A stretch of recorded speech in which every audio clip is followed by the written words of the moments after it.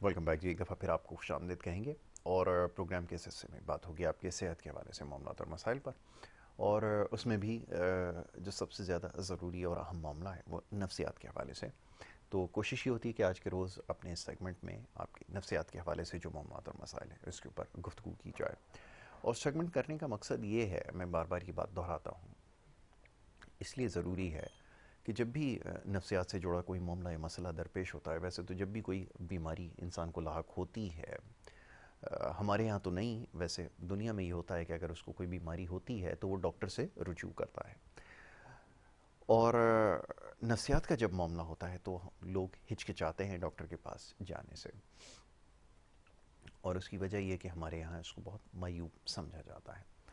बहुत सारी बीमारियों का हमें नहीं पता, उसके बारे में नहीं इल्म कि उसको क्या कहा जाता है और उसकी वजूहत क्या होती हैं, तो वो समझाने की आपको कोशिश कर रहे हैं ताकि उसका इलाज किया जा सके। और वाक़तन बहुत सारे ऐसे मामलात और मसाइल हैं जिसका लोग बड़े तवील अरसे से शिकार होते हैं, उसको बिल्कुल ठीक किया जा सकता है, ये मुमकिनात में शामिल है। और ये होना भी चाहिए, बजाय इसके कि इसके तरीक़ेकार किए जाएँ। जैसे मैंने स्टार्ट में ही कहा कि दुनिया में अगर किसी को कोई मरज़ अगर लाक होता है तो वो डॉक्टर के पास जाता है। पाकिस्तान एक वाहिद मुल्क है जहाँ पे लोग खुद से अपना इलाज करते हैं और किसी से मशवरा कर लेते हैं, तो उसको चाहे कोई भी दवा हो वो उसको बता देगा, वो उसको इस्तेमाल करना शुरू कर देते हैं। तो ये बड़ा ज़रूरी है कि डॉक्टर से रुजू किया जाए, बजाय इसके कि मुख्तलिफ़ तरीके इख्तियार किए जाते हैं, गंडे तावीज़ और ना जाने क्या कुछ हो रहा है। लेकिन अगर नफ्सियात से जुड़ा कोई मामला और मसला है तो उसका इलाज सिर्फ नफ्सियात के डॉक्टर के पास ही है। और वो बीमारियाँ क्या क्या हैं, इस हवाले से हम बड़ी तफसील से गुफ्तगू कर चुके हैं और आज भी करेंगे। जो सवालात आपके मौसूल हुए हैं उसके ऊपर कोशिश करेंगे बात करें। डॉक्टर शफ़ीक यासीन हमारे जो स्केजुअल गेस्ट हैं, एक बेहतरीन माहिर नफ्सियात हैं और आज ही के दिन हमारे साथ यहाँ पे मौजूद होते हैं। उनसे हम नफ्सियात से जुड़े जो मामलात और मसाइल हैं उस पर गुफ्तगू करते हैं। डॉक्टर साहब को वेलकम करूँगा। Thank you so very much doctor साहब, बहुत शुक्रिया आपने प्रोग्राम में हमें वक्त दिया। डॉक्टर साहब, बहुत सारे सवालात मौसूल हो रहे हैं और लोग ये जानना चाहते हैं कि जैसे मैंने अभी कहा कि उनको पहले तो शायद अवेयरनेस नहीं थी, लेकिन अब शायद अवेयरनेस आना शुरू हो गई है। कि अभी रिसेंटली एक सवाल आया था एक पेशेंट के हवाले से कि उम्र के कैसे हिस्से पे हैं जहाँ पे भूल जाना या अभी एक बड़ी अजीब सी कैफियत में मुब्तला हो गए हैं कि घर वालों से दूर हो जाना कि शायद कोई मुझे नुकसान पहुंचा देगा कहीं, और उन्होंने रहना शुरू किया या खाने पीने के हवाले से एहतियात करना शुरू कर दी कि शायद इसमें कोई कुछ मिला ना दे। ये सारी कैफियत का वो शिकार हो रहे हैं। तो पहला जो उनके दिमाग में चीज़ आई वो यही एक हमारे यहाँ होता है कि शायद इनके ऊपर किसी ने कुछ कर दिया है या कुछ है। क्या ये वाक़तन नफ्सियात का मसला है और इसको ठीक किया जा सकता है? पहले तो चाहूँगा ज़रा इसका जवाब दीजिए जी। बिल्कुल बिल्कुल, और ये बड़ा कॉमन है हम्म। यहाँ से, क्योंकि स्किज़ोफ्रेनिया तो इतना कॉमन नहीं है, लेकिन हम्म। मूड डिसऑर्डर्स, डिप्रेशन, हम्म। बाइपोलर हम्म। और दूसरे मज़ीद और अमराज हैं नफ्सियात के, जिसके साथ पैरानोया हम्म। जिसे हम कहते हैं कि इस तरह की सोचें कि लोग उनके ख़िलाफ़ हैं, दुश्मन हैं, हम्म। ताक़ुब कर रहे हैं, हम्म। जहर मिला रहे हम्म। हैं। हम्म। और फिर फैमिली सोचती है कि शायद इस पे जादू हो गया है, जी। ये दम वगैरह या किसी एक मज़ार पे ले जाएंगे तो शायद ये हम्म। ठीक हो जाएगा। अब ये basically psychiatry is a science, और ये रिपीटेडली कहता हूँ कि hmm. It's all about neurochemical imbalance. Hmm. दिमाग के अंदर जो केमिकल्स हैं, जैसे डोपामीन है, हम्म। सेरोटोनिन है, नॉरड्रेनालिन है, इस तरह के केमिकल्स हैं जिसकी इम्बैलेंस की वजह से ये बीमारी होती है। और ये साइंटिफिकली प्रूवन है। हम्म। और ये भी प्रूवन है कि जब दवाई दी जाती है ये केमिकल इम्बैलेंस करेक्ट होते हैं। जब ये करेक्ट होते हैं तो थॉट्स, हमारी सोचें जो हैं वो मनफी से पॉजिटिव की तरफ आती हैं। बिल्कुल सही। अगर इस तरह के वहम हैं, शक हैं, जिससे उनको महसूस हो रहा है कि लोग उनके खिलाफ हैं, तो वो भी ठीक होना शुरू हो जाते हैं आस्ते आस्ते। और उससे रिलेटेड घबराहट, बेचैनी और ज़ाहिर है खौफ है, डर है, वो भी बेहतर होने लगता है। ये उसमें टाइम लगता है, ये नहीं है कि आनन फानन आपने दवाई दी और with in the matter of 24 hours या फ्यू डेज जो है ना ये मामला ठीक हो जाएगा। राइट। ये केमिकल इम्बैलेंस करेक्शन जो है वो 2 से 4 हफ्ते मांगती, कभी कभी 4 से 6 हफ्ते भी मांगती है। और it varies from person to person. और ऑल्सो कई दवाइयाँ हैं जो ट्रायल एंड एरर बेसिस पे दी जाती हैं। वजह यह है कि डॉक्टर को ये बात एक अंदाज़ा होता है कि ये दवाई इसको काम करेगी, based on his experience, based on research. लेकिन हर इंसान मुख्तलिफ है। अगर एक दवाई एक इंसान पे काम नहीं कर रही, वो दवाई दूसरे इंसान पे काम कर सकती है और बेहतरीन दवाई बिल्कुल। हो सकती है। तो कभी कभी जैसे कि इन्फेक्शंस में होता है कि हमने एक दवाई दी और वो दवाई एंटीबायोटिक सपोज कामयाब नहीं हुई तो दूसरी एंटीबायोटिक का ट्रायल करना पड़ता है। Same applies to psychiatry as well. अब ये बड़ा अनफॉर्चुनेट है कि लोगों में सब्र नहीं है। यासिर, कल शाम को मैं बड़ा फ्रस्ट्रेटेड हो गया था। एक तो it was a busy clinic, लेकिन एक पेशेंट मेरे पास आया जो कि बहुत ही घबराहट बेचारी का शिकार था। उसको भी यही लगता था जो आप कह रहे हैं, इसलिए मेरी पहली चीज़ यही दिमाग में आई जब आप मुझसे सवाल पूछ रहे थे कि लोग मेरे बारे में बात करते हैं, मेरे खिलाफ हैं। बहुत ज़्यादा बेचैन था। मैंने सजेस्ट किया कि देखें 3 साल हो गए, वो काम पे नहीं जा रहा है। पहले कमाता था, पढ़ा लिखा इंसान है। अब वो उसकी जो नॉर्मल लाइफ है, उसकी क्वालिटी ऑफ लाइफ अफेक्ट हो रही है। वो बहुत नाखुश है, बहुत वहम करता है, बेचैनी घबराहट बहुत ज़्यादा है, नींद उसको आती नहीं है। मैंने इसको कम से कम कुछ अर्से का एडमिशन कराएं, ये बेहतर हो जाएगा। और वजह ये थी एडमिशन की कि वो जो भी दवाई शुरू करता था वो लेता था, कुछ अर्से बंद कर देता था और डाउट्स उसको बहुत ज़्यादा थे। अब वो बात ये हुई कि जैसे ही दाखिला हुआ और उसको इंजेक्शन लगाया और वो थोड़ा सा रिलैक्स होना शुरू ही हुआ था, शायद थोड़ा सा अनकंफर्टेबल फील किया कि नया एनवायरनमेंट हॉस्पिटल का, बेचैनी उसकी थोड़ी वापस से बढ़ी। और फैमिली ने भी कहा हाँ ये तो बहुत बेचैन हो रहा है, इसको अभी अभी घर ले जाते हैं। तो मैंने यही समझाने की कोशिश की कि मरीज़ है वो तो बेचैन होगा और बेचैनी की वजह से तो आप लाए हैं। तो अगर आप थोड़ा टाइम नहीं देंगे तो हम कैसे इलाज कर पाएंगे। और इसी तरह आप ला के फिर ले जाएंगे और इस तरह आप डॉक्टर को दिखा के फिर नामुकम्मल इलाज करा के ले जाएंगे, तो इसमें डॉक्टर का कोई कसूर नहीं है। आप टाइम ही नहीं दे रहे। अभी तो आए हुए इसको मुश्किल से 4 घंटे भी नहीं हुए हैं हॉस्पिटल। तो ये बड़ा अलमिया है कि वो इस तरह के बड़े ही इम्पल्सिव डिसीजन फैमिली ही ले लेती है कि वो बेचैनी, अगर पेशेंट को हो रही तो वो भी बेचैन हो जाते हैं। और मैं उनसे यही कहता, मैंने कहा कल पेशेंट बेचैनी में और मायूसी में कहेगा मुझे कुएं में फेंक दो, तो क्या आप उसको कुएं में फेंक देंगे? अभी वो कह रहा है मुझे हॉस्पिटल से ले जाओ, तो आप हॉस्पिटल से ले जा रहे हैं। आधे रास्ते पे वो कुछ भी कह सकता है आप जी। पेशेंट का दिमाग अगर सही काम नहीं कर रहा, उसकी सोचें नॉर्मल नहीं है, तो वो गलत फैसले कर सकता है। ये बात तो मुझे समझ में आती है। लेकिन अगर फैमिली गलत फैसले करे पेशेंट की देखा देखी या उसको सुनकर, वो बात मुझे समझ में नहीं आती। तो अवेयरनेस जो है वो कई दफ़ा पेशेंट्स के लिए नहीं होती, क्योंकि पेशेंट सही, उनकी जजमेंट नहीं होती, उनकी इंसाइट नहीं होती, वो सही फैसले नहीं कर पाते अगर मामला काफ़ी सीवियर इलनेस का है, नफ्सियात की।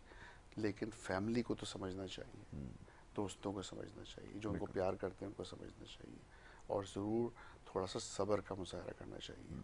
चाहे अब मेरे पास नहीं जाए, किसी भी साइकियाट्रिस्ट के पास ले जाए, एक अच्छा क्वालिफाइड साइकियाट्रिस्ट हो, उसको आप टाइम ज़रूर दें। और मैं रिपीटेडली कहता हूँ, ये नहीं करें कि 2 दिन एक साइकियाट्रिस्ट को दिखाया, उसके बाद तीसरे दिन आप किसी और को दिखा रहे हैं, फिर कह रहे हैं ये अच्छा नहीं है, फिर मैं कहीं और ले जा रहा हूँ। ये बहुत बड़ी गलती है, अपने पैसों का नुकसान है, टाइम का नुकसान है, और इसमें पेशेंट का कोई फ़ायदा नहीं होता। तो ये बड़ा ज़रूरी है, एक तो कंसिस्टेंट रहना, फिर ये कि आप क्योंकि बड़ी क्रिटिकल सिचुएशन होती है उनके लिए, उन फैमिलीज़ के लिए जहाँ पर इस तरह का कोई पेशेंट हो, लेकिन इसको ठीक करने में भी आपका उतना ही किरदार होता है जितना डॉक्टर का होता है।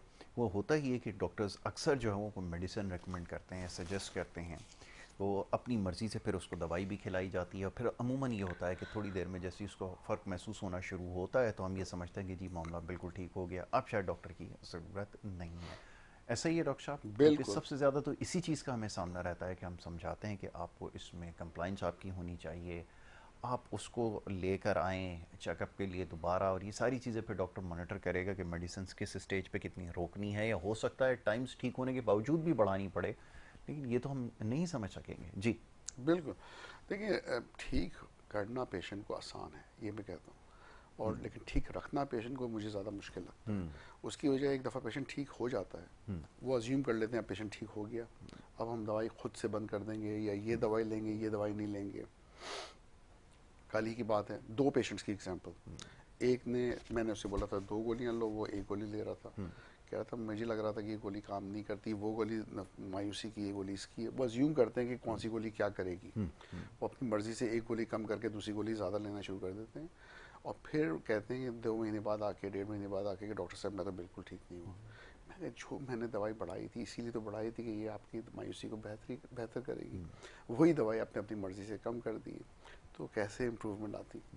दूसरी पेशेंट, उसने भी दवाइयाँ बिल्कुल ठीक जा रही थी, फर्स्ट क्लास थी, दवाइयाँ बंद कर दी, कम्प्लीटली रिलैप्स होके आई, पर्स अपनी मार रही थी, लोगों को हाथ उठा रही थी, अग्रेसिव हो रही थी, जबकि बहुत अच्छी खातून है, बहुत जब ठीक होती है तो बहुत इखलाक की अच्छी हैं, लेकिन कम्प्लीटली उनकी पर्सनालिटी चेंज, एग्रेसिव हो रही थी, चीख चिल्ला रही थी, उनको पकड़ इंजेक्शन लगाना पड़ा, एडमिट करना पड़ा कल।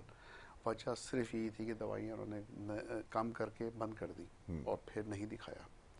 और जब with in the matter of 3 months, 3 महीने के अंदर अंदर बिल्कुल ठीक से 0 पे आ गई, बिल्कुल ठीक जा रही थी। फैमिली वॉज सो हैप्पी कि इतने अरसे बाद वो ठीक हुई थी। तो बात ये है कि जब पेशेंट ठीक हो जाता है तो फिर ये अज्यूम करना कि वो ठीक रहेगा और ये दवाई हम बंद कर देते हैं और ख़ुद ये फैसला कर देना, ये बहुत ही गलत है। या कुछ दवाइयाँ लेना, बाकी दवाइयाँ नहीं लेना डॉक्टर्स की एडवाइस के बगैर, ये भी गलत है। और डॉक्टर्स को ना दिखाना, कंसल्टेशंस में ना आना, ये भी गलत है। क्योंकि यही वो वजूहत है जिसकी वजह से पेशेंट बिगड़ता है। और फिर जब बिगड़ता है तो पेशेंट की फैमिली ही सबसे ज़्यादा परेशान होती है। माँ कल रोए जा रही थी, वही माँ जिसने दवाइयाँ कहा कि चलो बंद कर देते हैं, कल बेटी ने उसी माँ को बहुत मारा। और मैं समझता हूँ बेटी का इसमें कोई कसूर नहीं है, क्योंकि वो तो नफ्सियात की पेशेंट है। वो जो कर रही थी वो नहीं समझती थी या जानती थी कि वो क्या कर रही है। वो उसका कंट्रोल जो था वो कम्प्लीटली उसको बीमारी ने कंट्रोल किया हुआ था। तो ये मैं समझाता हूँ बहुत ज़्यादा, और ये मैं टीवी पे भी इसलिए कह रहा हूँ कि लोगों को ये समझना चाहिए कि जो ये बीमारी है, ख़ास तौर पर डिप्रेशन की, अब लोग समझते हैं ये ठीक ठाक बंदा है, 2 पाँव है, 2 हाथ है, देख रहा है, क्यों लेटा हुआ है, क्यों काम पे नहीं जा रहा है, लग तो ठीक रहा है, कोई हाथ पाँव तो नहीं टूट गए इसके। फैमिली इसको और ताने देती है और उसको बुरा भला कहती है, नहीं समझती कि डिप्रेशन ये बहुत ही बीमारी ऐसी है जो अंदर अंदर से तोड़ देती है इंसान को, उसकी सेल्फ इस्टीम को, उसकी कॉन्फिडेंस को तोड़ देती है, उसकी मोटिवेशन नहीं होती उसके अंदर, और वो बिल्कुल ऐसा फील करता है जैसे वो किसी काम का नहीं है, वो अपने आप को बुरा भला कहता है और उसकी नींद सही नहीं होती। अब वो कहते हैं ये रात भर जाग रहा है, बेड पे पड़ा हुआ है, काम पे नहीं जा रहा है, पढ़ नहीं रहा है। तो अगर शादीशुदा है तो वाइफ ताने दे रही है कि तुम क्या कर रहे हो, ये तुम्हारी जिम्मेदारी तुम नहीं लेते हो, तुम नकम्मे हो या तुम काम चोर हो। बात यह है कि जब वो बीमारी से ठीक होगा तो यही इंसान एफिशिएंटली काम भी करेगा, मोटिवेटेड भी होगा, कमाएगा भी, पढ़ेगा भी, अच्छे रिजल्ट्स भी लाएगा। लेकिन इलाज तो कराएं, और इलाज कराने से बहुत ज़मीन आसमान का फ़र्क आ सकता है किसी पेशेंट में। बिल्कुल। तो ये समझना ज़रूरी कि अलामात क्या हैं डिप्रेशन की, घबराहट, बेचैनी की, खौफ की, वहम की, शक की, ये सोचना कि लोग उनके ख़िलाफ़ हैं, साइकोसिस की, और इसी से जो इफ़ेक्ट्स होते हैं कि वो खाना नहीं खा रहे, या उनका वेट कम हो रहा है, या फिर उनकी नींद अच्छी नहीं है, कंसंट्रेट नहीं कर पा रहे हैं, उनकी मेमोरी अफेक्ट हो रही है। तो ये सारे जो आपको नज़र ऊपर सुपरफिशियल आ रही हैं अलामात, वो एक अंदर कोर फीचर, कोर सिम्टम्स की वजह से हो रही है, जो एक बीमारी है को इंडिकेट करती है। जब बीमारी ठीक होगी तो ये सारे सिम्टम्स बेहतर होने लगेंगे। इसी तरह किसी को अंदरूनी इन्फेक्शन है, हमें नज़र बुखार आता है, सरफेस पे बुखार है या दर्द है या पेन है। जब इन्फेक्शन ठीक होगी या इन्फ्लेमेशन ठीक होगी तो आपका दर्द भी बेहतर हो जाएगा, आपकी बुखार भी उतर जाता है। यहाँ पे भी नज़र कुछ आ रहा होता है, प्रॉब्लम अंदर कुछ और होता है। तो ये समझने के लिए ही तो साइकियाट्रिस्ट को दिखाते हैं और या साइकोलॉजिस्ट को दिखाते हैं। मैं समझता हूँ लोगों को ये समझना चाहिए कि सही टाइम पे दिखाएं, देर ना करें, हम लोग बहुत आगे ना चले जाएं। बहुत क्रॉनिक हो जाता है फिर, बहुत प्रॉब्लम इसलिए होती है कि फिर उसको ज़ाहिर ट्रीट करते वक्त लगेगा। और फिर अक्सर ये सवाल होता है, हमेशा मैं बात पूछता हूँ कि ठीक करवाने के लिए जब भी लेकर आते हैं तो डॉक्टर साहब कितने टाइम में ये ठीक हो जाएगा, तो इसका क्या जवाब दिया जाए अगर इस तरह का बिहेवियर होगा। दूसरी चीज़ ये कि एक अक्सर ये चीज़ देखी गई है कि मेडिसिन को हैंडल करना उसके लिए मुश्किल हो रहा होता है। उसकी भी बहुत सारी वजूहत होती है। एक तो ये कि उसकी एक इनर फीलिंग होती है जो उसको ये बताती है बार बार कि अगर तुम ये लोगे तो ऐसा हो जाएगा और वैसा हो जाएगा, तो वो लिटरली उसको वैसा ही होना शुरू हो जाता है। तो ये कन्फ्यूजन भी एक है। उसके लिए क्या किया जाए, मरीज़ को कैसे पाबंद किया जाए, ये भी बताना पड़े कि इसके साथ क्या क्या होगा। बहुत ज़्यादा रिलैक्स हो जाता है तो लोग उससे भी शायद उसके लिए भी तैयार नहीं होते, क्योंकि बाय नेचर ये होता है कि कुछ लोगों में तेज़ी ज़्यादा होती है। ऐसी सूरत में क्या किया जाए मेडिसिन को हैंडल करने के लिए, ये भी ज़रा बताएं। हम कोशिश करते हैं कि पेशेंट को एजुकेट करें। एट द टाइम जब हम दवाई डिस्पेंस कर रहे हैं, एक प्रिस्क्रिप्शन लिखा जाता है, डॉक्टर बताता है कि ये कॉमन साइड इफ़ेक्ट्स हैं या ये कॉमन चेंजेस आ सकते हैं। हो सकता है कि दवाई जब दी तो हर इंडिविजुअल अलग है, मेटाबॉलिज्म उसका अलग है, हो सकता है कि दवाई ज़्यादा असर करे, उसको नींद ज़्यादा आए, सुस्ती हो सकता है कि वो बाइक चला रहा है, गाड़ी चला रहा है तो एक्सीडेंट होने का रिस्क बढ़ सकता है। ये चीज़ें प्रिपेयर करना ज़रूरी होती हैं, लेकिन बेनिफिट्स भी साथ में आ सकते हैं। रिलैक्स होके वो खौफ उसका कम हो सकता है, एंजाइटी कम हो सकती है। इसीलिए जो फर्स्ट जो वीक टू 10 डेज है ना, वो इम्पॉर्टेंट होते हैं। जब आपने दवाई दी, डॉक्टर से वो पेशेंट कहता है या फैमिली कहती है इतनी जल्दी आप क्यों बुला रहे हैं डॉक्टर साहब, पेशेंट दवाई को तो टाइम लगता है। लेकिन बात ये नहीं है, कभी कभी आपने जो एडजंक्ट और सपोर्टिव मेडिकेशन दी हुई हैं पेशेंट को, उसके रिजल्ट्स जो है ना, कभी कभी वो ज़रूरी नहीं कि आए, या उससे ज़्यादा आ सकते हैं या कम आ सकते हैं जो आप एक्सपेक्ट कर रहे हैं। और यही मॉनिटर करना इम्पॉर्टेंट होता है। अगर पेशेंट ज़्यादा ड्राउजी हो जाता है, जो आप एक्सपेक्ट नहीं कर रहे, कम डोज पे भी जो आपने दी है, तो फिर उसको एडजस्ट करना डोज को या दवाई को चेंज करना ज़रूरी होता है। क्योंकि फिर रिस्क होता है, वो गिर सकता है, चलते में नींद ज़्यादा आ सकती है या कोई एक्सीडेंट हो सकता है उसका। तो फर्स्ट दवाई देने के बाद मैं हमेशा कहता हूँ कि विद इन 7 to 10 डेज या 12 डेज आप आके दिखाएं। उसकी वजह है कि जो दवाई हमने दी है, तो कि मैंने समझा दिया कि उसकी क्या पॉसिबिलिटीज़ हैं, कि क्या क्या हो सकता है। फिर भी बेहतर होता है कि दिखा के दवाई को एडजस्ट करा लिया जाए। फिर 2-3 हफ्ते बाद दिखाएं, महीने बाद दिखा दें, कोई बात नहीं। तो और नॉर्मली बेनिफिट आते आते भी महीना, 1.5 महीना, 2 महीने लगता है, एवरेज ये है। अगर हम बहुत पुश करें और जल्दबाजी में ट्रीटमेंट दें और चाहते हैं कि जल्दी इम्प्रूवमेंट आ जाए, तो उसमें नुकसान होने का चांस ज़्यादा होता है। क्योंकि आपने अगर तेज़ी से डोजेस को बढ़ाया है, तो उससे नुकसान ये है कि एडवर्स साइड इफ़ेक्ट जो है, या जो रिएक्शन के चांस है किसी भी दवाई का, या नुकसान का चांस है, वो ज़्यादा हो सकता है। इसी तरह जैसे आपने गाड़ी तेज़ ड्राइव की और कहा मुझे कराची से हैदराबाद बस 15 मिनट में पहुंचना है, अब 20 मिनट में पहुंचना है, तो चांसेस हैं कि एक्सीडेंट के। इसी तरह दवाई का डोज भी अगर तेज़ी से बढ़ाया जाए तो फिर रिस्क है, और ये रिस्क लेना नहीं चाहिए। एग्जैक्टली डॉक्टर से कंसल्टेशन हर मौके पर ज़रूरी है। और ख़ास तौर पे ये जो मेडिसिन होती हैं ना, जो यहाँ इस्तेमाल होती हैं, इस पे ज़रा ज़्यादा एहतियात रखने की, वैसे तो सारी मेडिसिन पे ही अप्लाई होता है, बट यहाँ पे ज़्यादा इसको फॉलो करने की ज़रूरत होती है। बार बार यही पूछा जाता है कि जी फ़लाना दवाई जो हमने इस्तेमाल की थी उसका कोई नतीजा नहीं आया। अब ये नतीजा क्या है ये भी ज़रा समझ लें। वो फलाना मेडिसिन आपने दी थी वो तो किसी काम की नहीं है। अब ये जो काम की नहीं है इसको कैसे एक्सप्लेन करूं मैं, या आप कैसे उसको एक्सप्लेन करेंगे, ज़रा ये भी बताइए। बहुत आसान है इसको एक्सप्लेन करना, लेकिन लोगों को समझने की ज़रूरत है। यहाँ से यही बात है ना, देखें आपने एक दवाई ट्राई की, देयर इज़ नो गारंटी कि वो दवाई काम करेगी। Statistically chances of success with any particular medication as an average is around 55 to 65%। तो मतलब ये कि 55 से 65% का चांस है कि एक दवाई सक्सेसफुल होगी। इसका मतलब है कोई भी पहली दवाई अगर आपने दी है as an anti depressant for example, depression को ठीक करने के लिए, तो उसके फेलियर के चांसेस, अगर सक्सेस के चांसेस 60% लगा ले, तो फेलियर के चांसेस 40% है। 40% चांसेस है कि वो काम नहीं करेगी। लेकिन इसमें परेशान होने की बात नहीं है। इसकी वजह ये है कि अगर वो दवाई फेल हो गई, तो सेकंड या थर्ड ऑल्टरनेट ऑप्शन जो है, या दूसरा ऑप्शन जो है, वो काम कर सकता है और करता है नॉर्मली। तो अगर पहली दवाई काम ना करे, इसका मतलब नहीं कि वी गिव अप, कि हमने होप ख़त्म कर दी और अब it's the end of the world, कि अब तो डिप्रेशन ठीक ही नहीं हो सकता। देखिए, डिप्रेशन को ठीक करना, इट्स अबाउट प्रॉपर मैनेजमेंट, और ये एक कॉम्प्रिहेंसिव प्रॉपर इलाज है जिसमें मेडिकेशन एक एस्पेक्ट है, वो तकरीबन 60 to 70% रोल अदा करती है। साथ में साइकोथेरेपी, सपोर्टिव साइकोथेरेपी है, प्रॉब्लम सॉल्विंग है, एंजाइटी मैनेजमेंट स्ट्रेटजीज़ हैं, और फिर कॉग्निटिव बिहेवियर थेरेपीज़ वगैरह वगैरह। तो ये साथ में अगर दी जाए तो एक प्रॉपर तरीके से इलाज होता है। जो आप कह रहे हैं कि पहली दवाई पे वो कहते हैं ये काम नहीं कर रही, तो ये बहुत ही नासमझी की बात है। ज़्यादातर मेडिकल, सिर्फ साइकेट्री में नहीं, जितने आप मेडिसिन की स्पेशलिटीज़ ले लें, चाहे ENT हो, आई हो, जनरल फिजिशियंस हैं, एंड्रोक्राइनोलॉजी है, कोई गारंटी किसी भी स्पेशलिटी की नहीं है कि पहली दवाई ही काम करती है। जी। Same applies to psychiatry. इसमें कोई हैरान कुन बात नहीं है कि पहली दवाई ने काम नहीं किया। ये सिर्फ सब समझने की ज़रूरत है, इसमें थोड़ी सब्र की ज़रूरत है, डॉक्टर पे भरोसा करने की ज़रूरत है।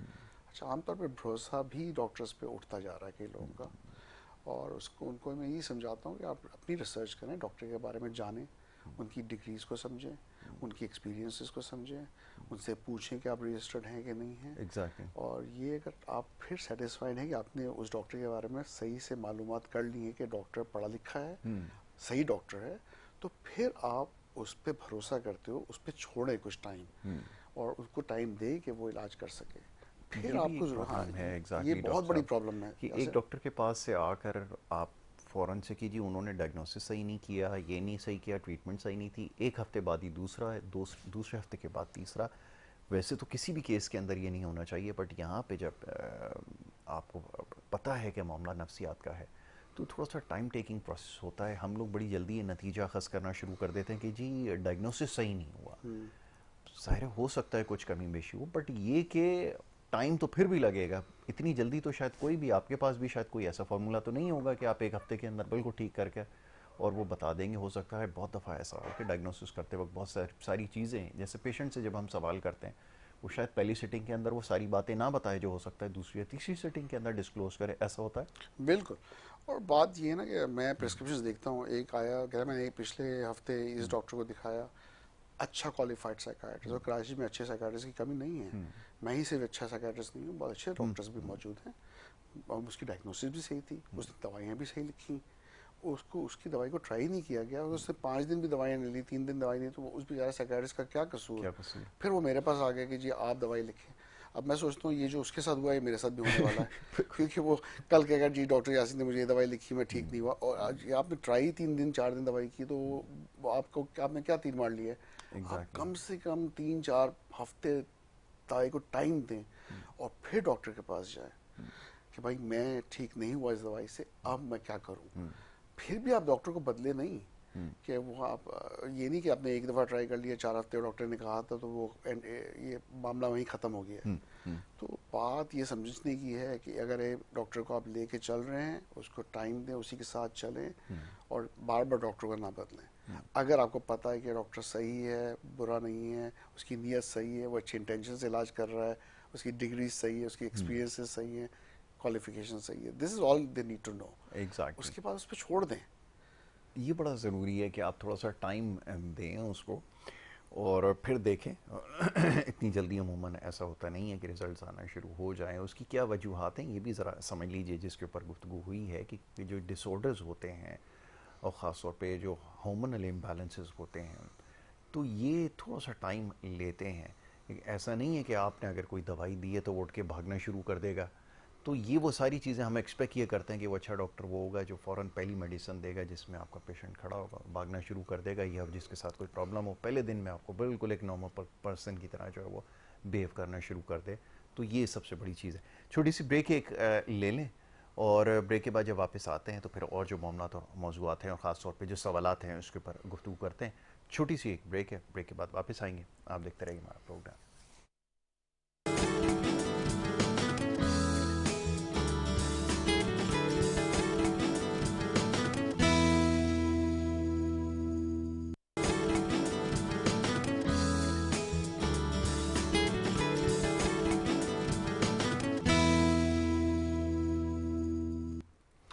वेलकम बैक जी, एक दफ़ा फिर आपको खुशामदीद कहेंगे। और ब्रेक पे जाने से पहले डॉक्टर शफीक यासीन साहब से हमारी गुफ्तगू हो रही थी नफ्सियात के हवाले से मामला और मसाइल पर जो सवालात हैं, ख़ास तौर पे जो अब पेशेंट्स के और उनकी फैमिलीज़ की जानिब से जो सवालात मिल रही हैं।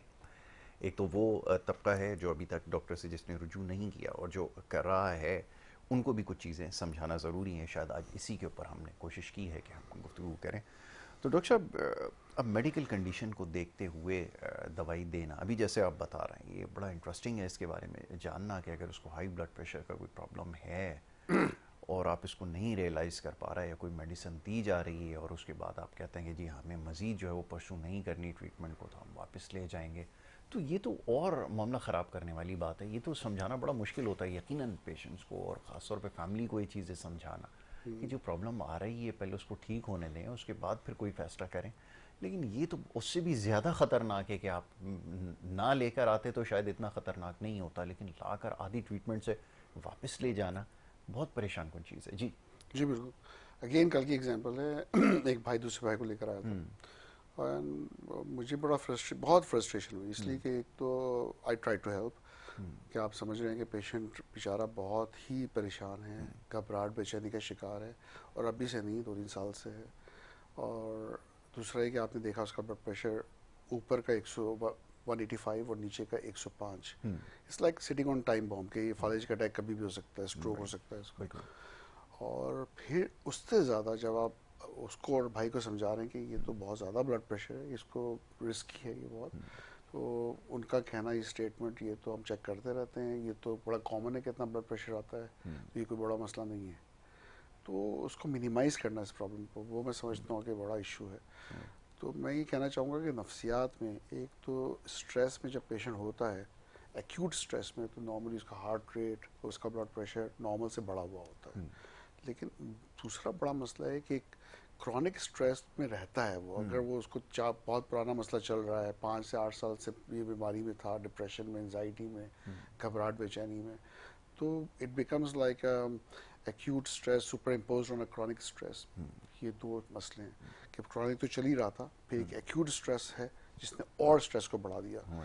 अब बात यह है कि ब्लड प्रेशर का रिस्क और बढ़ गया, क्योंकि जो इतना क्रॉनिक स्ट्रेस चला आ रहा है उसने भी जो ऑर्गन्स को है, वेसल्स को है, अफेक्ट किया है, और फिर ज़ाहिर ब्लड प्रेशर होने का रिस्क और बढ़ जाता है।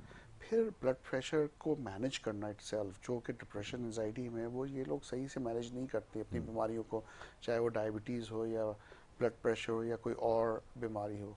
तो mismanagement of physical health condition, जो कि बहुत कॉमनली देखी जाती है पाकिस्तान में, नफ्सियात में और बढ़ जाती है। कि जो नफ्सियात का शिकार है प्रॉब्लम का, जो वैसे ही मोटिवेटेड नहीं है, ज़िंदा नहीं रहना चाहते, मायूसी का शिकार है, और कहते हैं यार चलो अब ये बीमारी का क्या हम ठीक करके क्या कर लेंगे, वो उनकी कॉम्प्लाइंस या उनका जो तब मोटिवेशन है, ये बीमारी का मैं इलाज करवाना चाहता हूँ या लेना चाहता हूँ दवाई, वो और फिर वो भूलते भी हैं, उनकी कॉन्सेंट्रेशन टेंशन भी सही नहीं होती, तो दवाइयाँ टाइम पे नहीं लेते।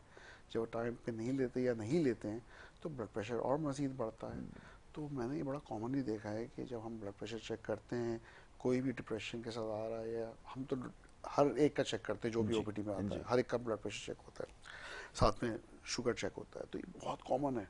और फिर वो पेशेंट को जब एडमिशन के लिए के जाया जाता है कि यार एक तो प्रॉब्लम ब्लड प्रेशर का है, साथ में इसको घबराहट बेचैनी बहुत हो रही है, वहम शक का शिकार है, पैरानोया है कि लोग इसके खिलाफ हैं, तो जब इसको दवाई मिलेगी थोड़ा रिलैक्स होगा, इतनी रातों से सोया नहीं है, तो वो भी एक वजह है कि ब्लड प्रेशर बढ़ता है। तो कम से कम उसकी नींद अच्छी होगी, सुकून मिलेगा, तो फिर हम इसे कंट्रोल कर पाएंगे, बोथ ब्लड प्रेशर भी और साथ में साइकाट्रिक सिम्टम्स भी। 4 घंटे के अंदर रिश्तेदार कह रहा है, ये बात कल की है कि मुझे तो उसको घर ले जाना है। मैंने कहा क्यों घर ले जाना है आप? कह रहे इसकी बेचैनी और बढ़ गई है एडमिशन से। तो मैंने कहा अंडरस्टैंडेबली, कोई भी दाखिल होगा उसकी बेचैनी बढ़ेगी, कम नहीं होगी।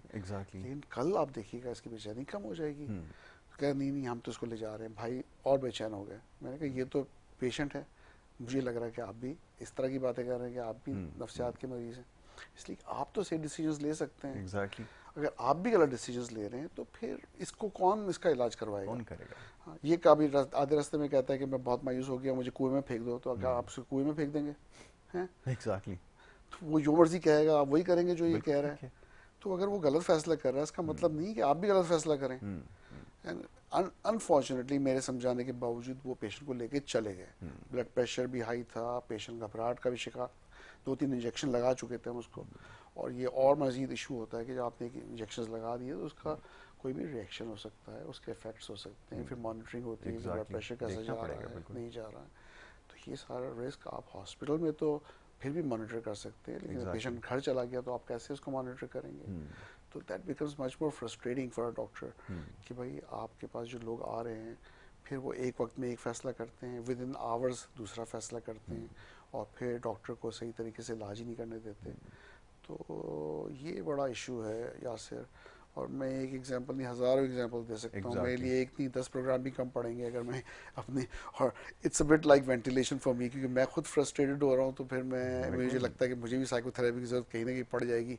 इसी तरह के प्रॉब्लम्स रहेंगे पाकिस्तान में। तो बिल्कुल ऐसा बाहर ऐसा नहीं है, फिर भी बाहर लोग समझदार हैं, उनको इल्म ज़्यादा है, अवेयरनेस है, और वो उनमें सब्र भी ज़्यादा है, पेशेंस ज़्यादा है, और छोटी छोटी बात पे वो डॉक्टर की बात सुनते भी हैं, उस पर अमल भी करते हैं। यहाँ पे अनफॉर्चुनेटली ऐसा नहीं होता। हर बिल्कुल। इंसान अपनी डॉक्टरी कर रहा है, हर इंसान समझता है कि मैं ही सबसे बेहतर डॉक्टर हूँ, या उसके पड़ोस में जो रहता है वो डॉक्टर है, या उसका रिश्तेदार अच्छा डॉक्टर है, या फार्मेसी में कहीं दवाई लेने चला गया, उसने कहा यार ये दवाई ले लो तो नींद आ जाएगी, वो अच्छा डॉक्टर है। तो बात ये है कि हर एक अगर अपनी डॉक्टरी करेगा तो फिर आप एक्सपेक्ट नहीं कर सकते किसी भी ट्रीटमेंट का एक अच्छा रिजल्ट आपको मिलेगा या आउटकम मिलेगा। कि आउटकम सिर्फ ये नहीं होता कि नींद आ गई है, घबराहट बेचैनी कम हो गई। आउटकम ये होता है कि एक चीज़ ठीक हो गई है, वो ठीक रहे भी, उसको आपने मेंटेन भी वही। करना है। ये नहीं कि ठीक होने के बाद फिर वो पेशेंट बिगड़ रहा है, फिर ठीक हो रहा है, फिर बिगड़ रहा है। तो ये तो रेमेडिंग रिलैप्सिंग इशू है एक तो ये। और दूसरा सुपरफिशली सिर्फ सिम्टोमेटिक रिलीफ के लिए तो बहुत सी ऐसी दवाइयाँ हैं जो कि आपको आर्जी तौर पे बेहतर महसूस करा सकती हैं। लेकिन असल जो प्रॉब्लम है कि जड़ से प्रॉब्लम को ठीक करना, रूट कॉज को समझना, उसका इलाज तरीके से करना, ये ज़्यादा इम्पोर्टेंट है। बिल्कुल बिल्कुल। और ये जो है ना, आई थिंक उसी वक्त किया जा सकता है कि सही डॉक्टर हो और उसको टाइम भी दिया जाए। टाइम भी दिया जाए ये सबसे ज़्यादा ज़रूरी है, वरना हमें हमेशा यही इस चीज़ का हमें सामना रहता है कि जनाब खुद से फैसले करना शुरू कर दिए जाते हैं। और यही जो केस है अभी देखें जिसके बारे में बात हो रही है कि अगर पेशेंट को लाएंगे, अगर कुछ ऐसा हुआ तो फ़ौरन से फैसला किया कि जी नहीं, मज़ीद ट्रीटमेंट को जो वो परसू नहीं करना। डॉक्टर साहब, एक क्वेश्चन स्टूडेंट्स की जानिब से ख़ास तौर पे वो आ रहा है कि कंसंट्रेशन लूज़ कर जाना, चले एग्ज़ाम के टाइम पे तो प्रेशर इतना होता है, स्ट्रेस की वजह से शायद हो जाता हो, बट ये कि ये परमानेंट हो जाना कि आप कोई भी काम कर रहे हैं, कंसंट्रेशन लूज़ कर जाते हैं और उसके बाद फिर वो काम करने का दिल नहीं चाहता, क्या ये वाकई कोई सीरियस प्रॉब्लम हो सकती है? आप इसको समझते हैं कि ट्रीटमेंट की ज़रूरत है? इसके बारे में चाहूँगा ज़रा बताएं। एक पॉइंट पे हमने यर्कीज डॉक्टर यू कर्व की बात की थी, और उसमें इम्पॉर्टेंट ये बात है कि आपको एक ऑप्टिमल लेवल ऑफ एंजाइटी की ज़रूरत है फॉर द बेस्ट परफॉर्मेंस। अब बिल्कुल। कंसंट्रेशन जो है ना, वो ऑल्टर कर सकती है अगर आप यूथ की बात कर रहे हैं, कि या तो उनकी एंजाइटी बहुत हाई है जैसे एग्जाम सिचुएशन में, या फिर डिस्टर्ब्ड कंसंट्रेशन अटेंशन है, डिप्रेशन में हो सकती है, या फिर कोई और इमोशनल इश्यूज आ रहे हैं उनको तो उसमें हो सकती है। तो अगर एंजाइटी बिल्कुल ज़ीरो है, परवाह ही नहीं है बिल्कुल ठीक है। एग्ज़ाम की, तो वाई वुड ही कंसंट्रेट है। बिल्कुल ठीक है। और ना ही वो उसका मोटिवेशन होगी, ना ही कंसंट्रेशन होगी, ना ही आपको रिजल्ट नज़र आएगा। और बहुत ही हाई एंजाइटी होगी, जो बहुत पढ़ता भी है बच्चा और कहता है मैं अच्छी तरह परफॉर्म कर लूँ, लेकिन एंजाइटी बिल्कुल हाई एंजाइटी में है, तो वो भी उसकी इतनी एंजाइटी हाई हो जाती है कि उसकी कंसंट्रेशन अटेंशन सही नहीं रह सकती। वो घबराहट बेचैनी का शिकार होता है अंदर अंदर, और वो फोकस जब सही नहीं होगा तो उसको याद नहीं रहेंगी चीज़ें, उसकी रिटेंशन नहीं होगी, रिकॉल उसका अच्छा नहीं होगा, रजिस्ट्रेशन सही नहीं होगी, और वो जो है ना सही से मेमोराइज चीज़ों को नहीं कर सकेगा, भूल जाएगा चीज़ों को। तो एक तो ये कि आपको अच्छा लेवल ऑफ फोकस के लिए अंदर से बिल्कुल। इमोशनल स्टेबिलिटी चाहिए, कि बहुत डिप्रेशन में भी ना हो, खुश भी हो, रिलैक्स इनफ हो, आपके एंजाइटी लेवल्स बहुत हाई ना हो, और फिर आप मोटिवेटेड हों, फोकस्ड हों। और मैं यूथ को ये ज़रूर समझाना चाहूँगा कि वो उस वक्त पढ़ें जब वो उनका दिमाग जो है वो चाहता हो कि वो पढ़े, और दिल से पढ़ें। एग्जैक्टली। ये नहीं हो कि आप सिर्फ किताब लेके खोल के बैठे हुए हैं और आपका दिमाग कहीं और है, और आपने किताबें खोल के दिखाने के लिए कि मैं पढ़ रहा हूँ, और 8-8 घंटे बैठे हुए किताबें खोल के, उसका कोई आउटकम नहीं है। एग्जैक्टली। इसलिए बेहतर है कि आधा ही घंटा पढ़ें, दिल से पढ़ें, फोकस्ड होके पढ़ें। बाकी आप टाइम स्पोर्ट्स को दें, वॉक करें, एक्सरसाइज करें, अच्छी और हॉबीज़ आपकी हैं, दोस्तों से मिले, फिज़िकली जाके मिले, अच्छा टाइम उनसे एडवाइस लें, उनसे बातें करें, अच्छी चीज़ों को सीखें, माँ बाप से बैठ के बात करें, बहन भाइयों से बैठ के बात करें। और लेकिन जब आप बैठे पढ़ने के लिए तो सिर्फ फोकस्ड होके बैठें। आप देखिएगा आपका रिजल्ट अच्छा नहीं आया तो, क्योंकि ये बहुत इंपॉर्टेंट है। जब आप बहुत थक जाएं, मेंटली आप एग्जॉस्ट हो गए, किताब को रख दें एक साइड पे, आपको जो अच्छा दिल चाहता है करने का वो करें, फिर आपको किताब हाथ में रखने की ज़रूरत ही नहीं है। ज़रूरत नहीं है, लेकिन वो लेवल इतनी जल्दी आता नहीं है। और जो कंसंट्रेशन है ना, बच्चे जो ये जानना चाहते हैं, उसमें सबसे बड़ी जो प्रॉब्लम है ना, जो वो ये आपका टेलीफोन है। तो सबसे पहले अब क्योंकि एग्ज़ाम हो रहा है ना, बार बार ये सवाल आ रहा था, तो मैंने सोचा ज़रा इसके बारे में बात कर लें कि कंसंट्रेशन जब हम भी काम करते हैं या कुछ लिखने के लिए बैठते हैं तो सबसे पहले ये हिंडर करता है। तो इसको जब तक आप बंद करके साइड में नहीं रखेंगे, और आप यकीन करें कोई कुछ नहीं हो रहा, आप बेफिक्र रहिए कि जो कुछ हो रहा है वहाँ पे वो आपको पता चल जाएगा, उससे आपका कोई ताल्लुक नहीं है कि बॉर्डर पे क्या हो रहा है या फलाना जगह क्या हो रहा है, उसको आपको जानना इस वक्त ज़रूरी नहीं है। फोकस्ड होना ज़रूरी है। तो कोशिश ये करें कि जो मिलने मिलाने वाले जो दोस्त हैं सब हैं, इस वक्त जो है वो आपका सारा फोकस आपकी पढ़ाई के ऊपर होना चाहिए। और फिर कभी इसके ऊपर बताऊंगा, क्योंकि वक्त मेरे पास कम है, कि स्केजूल कैसे बनाया जाता है, कैसे आपने वो करना है ताकि आपकी कंसंट्रेशन बेहतर हो सके। और एक बात और, ज़रा कान खोल के सुन लीजिए, बच्चों से मैं मुखातिब हूँ, घर वालों को तो नहीं पता, लेकिन ये कि जो सिगरेट और इस तरह की चीज़ें जो इस्तेमाल कर रहे हैं ना, कि जी वो पढ़ाई के वक्त इसकी ज़रूरत होती है और फलाना चीज़ें, इससे ज़रा गुरेज करें। इसका कोई फ़ायदा नहीं है, ना इससे आपकी पढ़ाई बेहतर होगी, ना आपको ज़्यादा बेहतर कंसंट्रेट करने में मदद मिलेगी। ये सिर्फ एक होक्स है।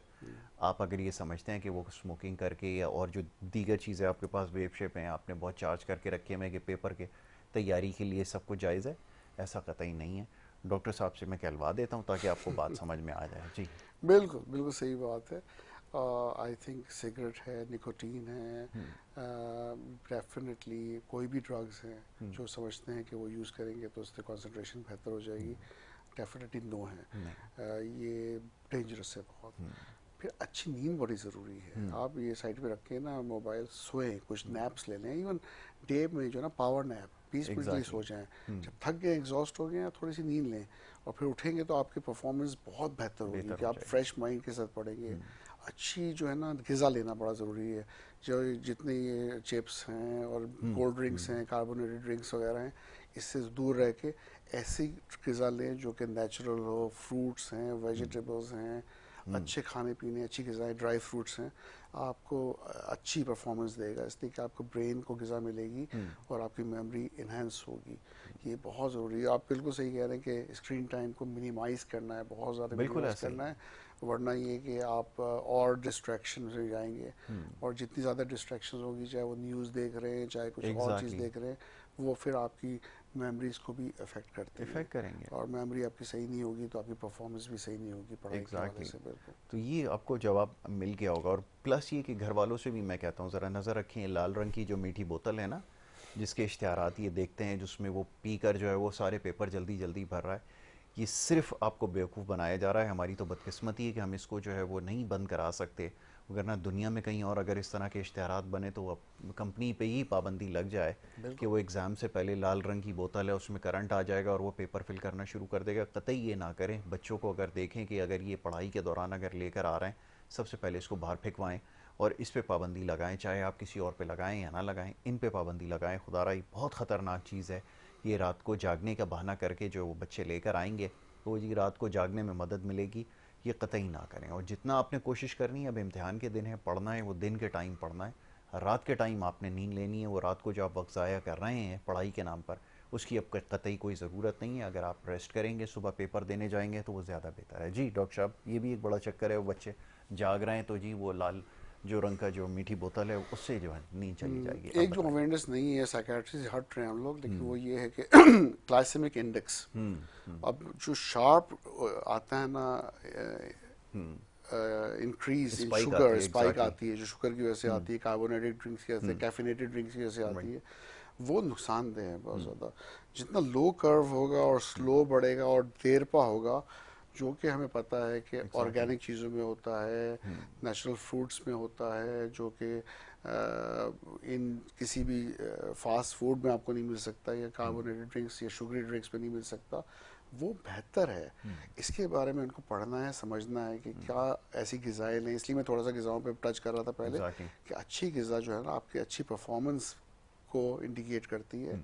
और ये चीज़ें एग्जिस्ट नहीं करती थी पहले, हमारे ज़माने में तो एग्जैक्टली। नहीं करती थी। आपने भी स्ट्रूम लाइफ और गुजारी है। जितने डॉक्टर्स मैं जानता हूँ जो अच्छे अच्छे प्रोफेसर्स हैं, अच्छे अच्छे अमेरिका में बैठे हैं, इंग्लैंड में बैठे हैं, मेरे दोस्त हैं जो मेरे साथ गए थे और वहीं रह गए, वापस नहीं आए, और माशाल्लाह से बहुत अच्छे कर रहे बिल्कुल हैं ठीक है। काम।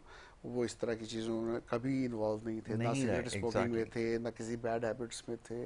माशाल्लाह से अच्छे अच्छे बिल्कुल लोग थे, ठीक है। अच्छे बच्चे थे उस वक्त ठीक वहाँ। है डॉक्टर साहब, thank you so very much. बहुत शुक्रिया आपका। बड़ी इंपॉर्टेंट मैसेज और सारी गुफ्तगू बड़ी इंपॉर्टेंट है, समझने की इसको कोशिश करें। और ये पेशेंट्स के हवाले से जो सवालात आते हैं ना, कि ट्रीटमेंट में ऐसा है, ताख़ीर है, ये सब कुछ, इसके जवाब अब आपको यकीनन मिल गए होंगे। कोशिश करूँगा अगले प्रोग्राम में मज़ीद कुछ चीज़ें समझाने की, जो समझाने की इस वक्त ज़रूरत है। वक्त हमारे पास बिल्कुल यहाँ पे ख़त्म हो जाता है। इजाज़त आपसे लेनी होगी। मोहम्मद यासिर और हमारी टीम को इजाज़त दें। अल्लाह के बाद।